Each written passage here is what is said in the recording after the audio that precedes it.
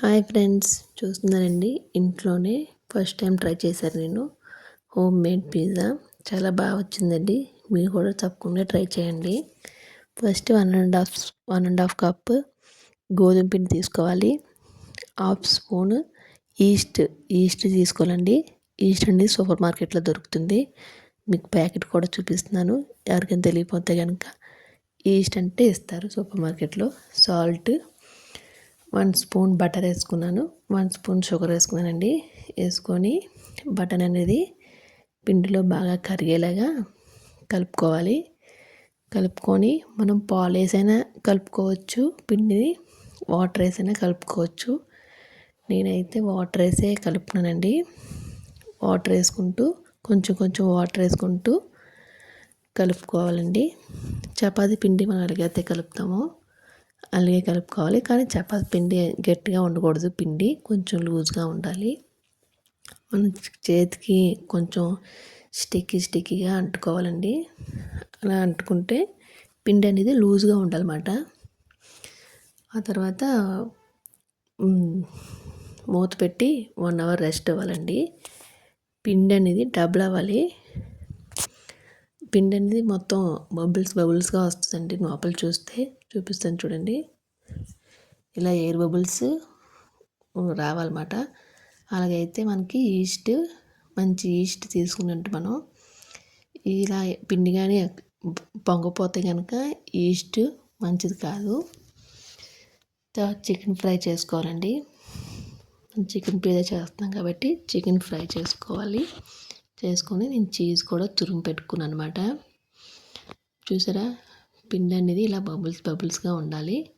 చేసుకొని ముందు మనం బాల్స్లో చేసుకొని మనం చపాతీ పిండి అయితే ఎలాగైతే చేసుకుంటామో చపాతీ ఎలాగైతే పాముతామో చపాతీ పాముకోవాలి.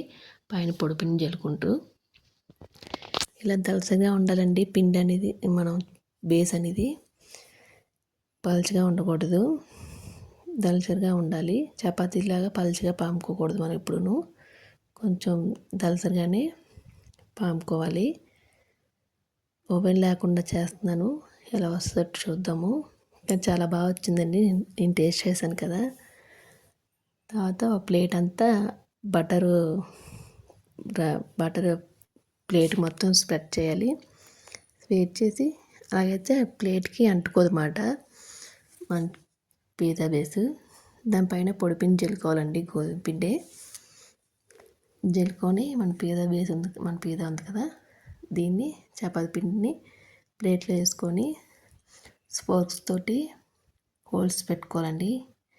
మన సూపర్ మార్కెట్లో దొరుకుతుంది కదండి పిజ్జా సాస్, ఆ సాస్ తోటే చేశాను.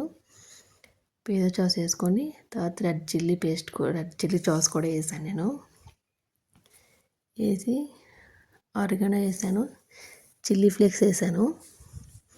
తర్వాత మనం తురుము పెట్టుకున్నాం కదా, ఆ చీజ్ కూడా వేసుకోవాలి. తర్వాత చికెన్ పీసెస్ కూడా వేసుకున్నాను.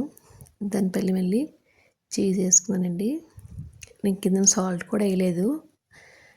పైన ప్లేటు ఆ ప్యాన్కి సరిపోయినంత ప్లేట్ పెట్టుకొని చేసుకున్నాను.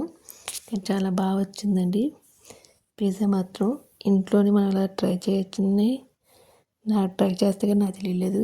ఓవెన్ లేకుండా మనం పిజ్జా అనేది రెడీ చేసుకోవచ్చు. చూసారండి, లోపల కూడా ఎంత బాగా ఉడికిందో. కానీ చాలా టేస్ట్ వచ్చిందండి. బయట షాప్లో కన్నా ఇంట్లోనే మనం పిల్లలకి చేసి పెట్టండి. బయట షాప్లో అత్తమాటికి తెచ్చి పెట్టకండి. చూస్తారండి పిజ్జా అనేది